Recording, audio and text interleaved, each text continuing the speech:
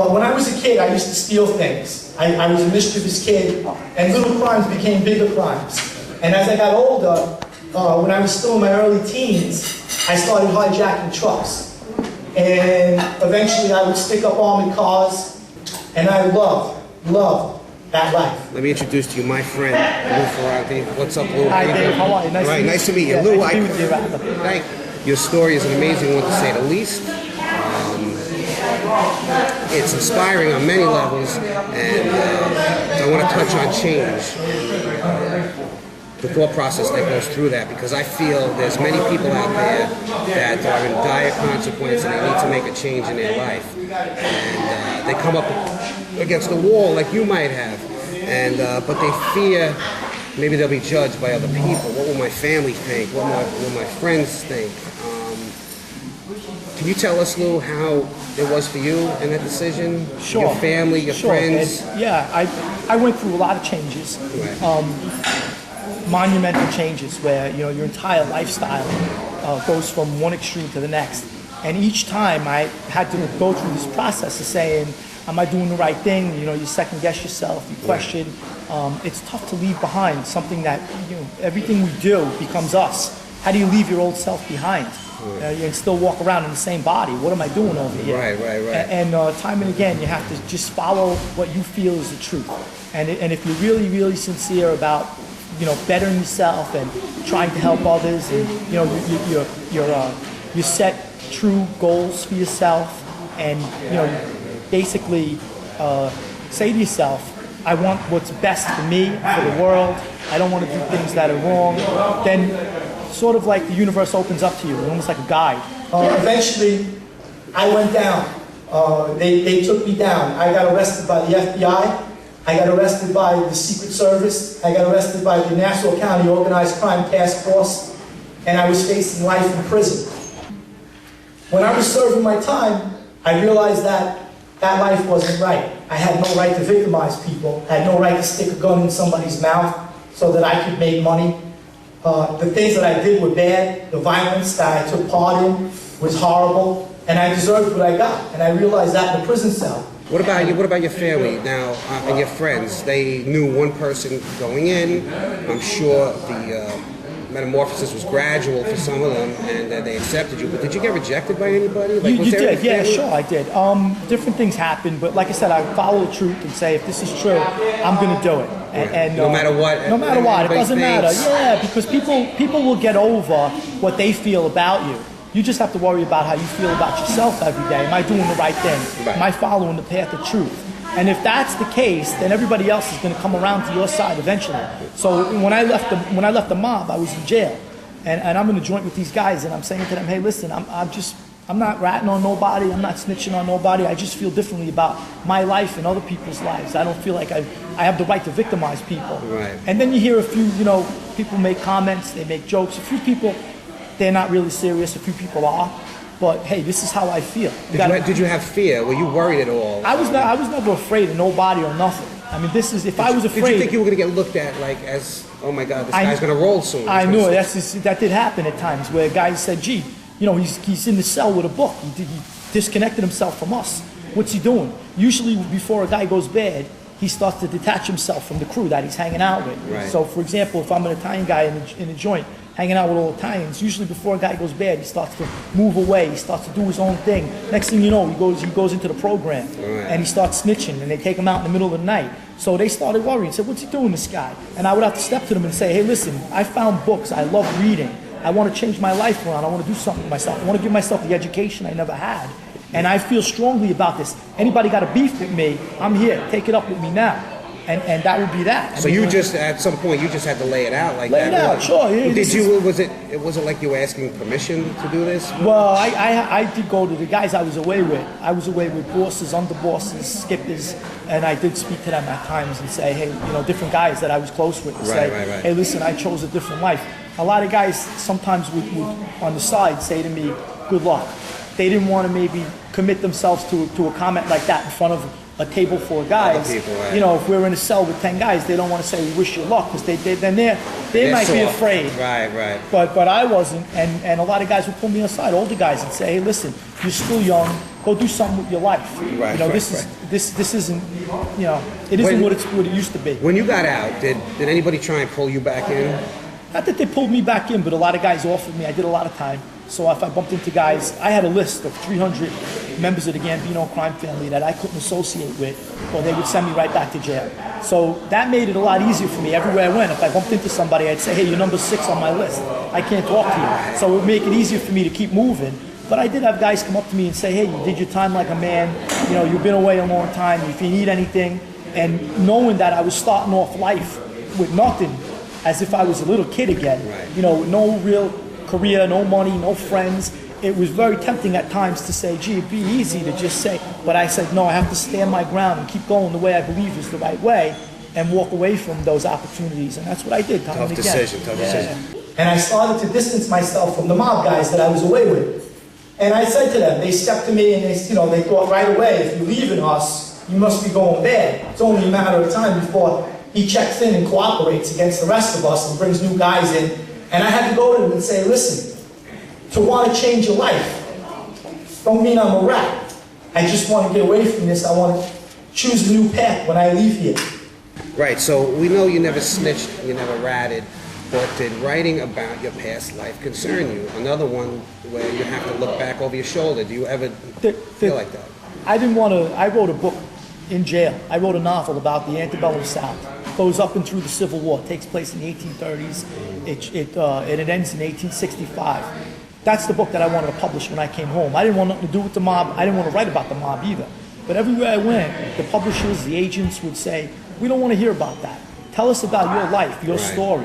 And I said, nah, I don't want to look back at that. I really don't want to talk about it. I never snitched on nobody. I definitely don't want to write a book about that. I want to bury that. Go on. And then eventually, I had a publisher and an agent who were understanding, and they said, listen, how about if you changed all the names and changed the identifying facts so nobody could get mad? You know, nobody could say, hey, you snitched, and you really could keep your integrity and stuff. I said, well, that's something to consider. So, hey, it's an entertaining book, but it shows you how I went from a hardened criminal. And everything I wrote about in the book, I was either charged with or investigated for. So it's all true stories. But I left the people's names out. And the statute of limitations is up on everything I did. So there's really, even if I did put people's names in, nobody could get locked up for it. But I you just don't wanted want to do that. No, I wanted to hold, I did all that time. I did all those years, and I kept my mouth shut. I wasn't going to open it now that I was home. Let me ask you this. Do you thank your God every day that you got snitched on? You know why? That's a funny question, because people ask me that all the time. They say, what is prison to you? Was it the worst thing that happened to you, and it's the best thing that happened to me? First time that I had time to myself, solitude, and nothing but time to think and to read and educate myself. Right. And analyze why I was who I was, why I did the things that I did. Right. So I started to read, and I became an avid reader, and I fell in love with books. And books opened up a whole new world to me. What does reading mean to you? Reading is everything. I mean, I had no knowledge of what the world was really like, other than what my little world was like in Queens. Yeah, I headed a crew of stick-up guys, armed robbers. That was everything to me. To read about what the world is like in Asia, to read what the world is like in Europe, to read what the world was like in 600 CE or 600 BCE. Right. What the Hittites and the Assyrians were like, what the Middle Ages was like. My gosh, it opens your whole mind up. Now when I watch the news and I see all kinds of things happening, I know where the root of those events began. Right. Because I studied history from the beginning of recorded history till today. Right. And Herodotus was credited with being the first Greek historian, the first historian. He was this Greek guy who ran around the ancient world and took down recorded stories and became the first historian. From Herodotus to today, from the Bible to Stephen King, whatever it is, every book in the world. And I used to love the 19th century authors. They were my favorite. What are you reading right now? Are you reading anything in particular at the moment? I like to read, what I'm into right now, I'm reading a Dostoevsky book.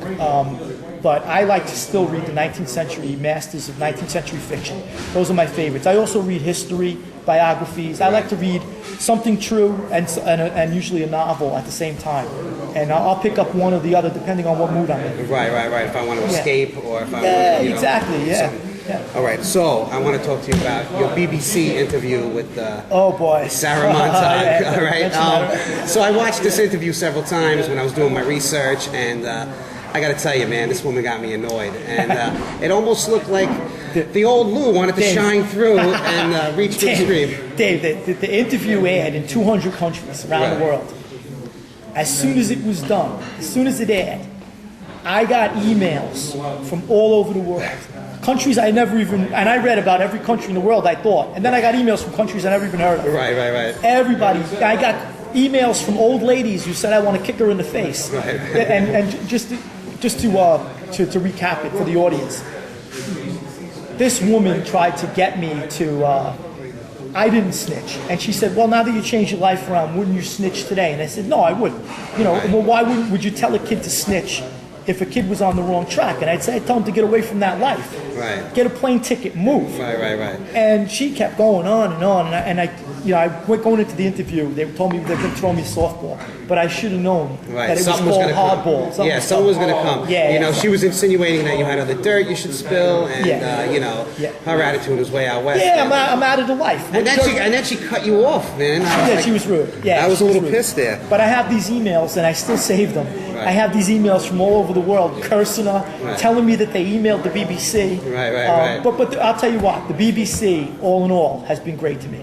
I had some beautiful interviews with the BBC. Right. They've been amazing. This was hard talk. It was one woman, and she was great until that moment. Right. She really, I give her credit. She gave an excellent interview.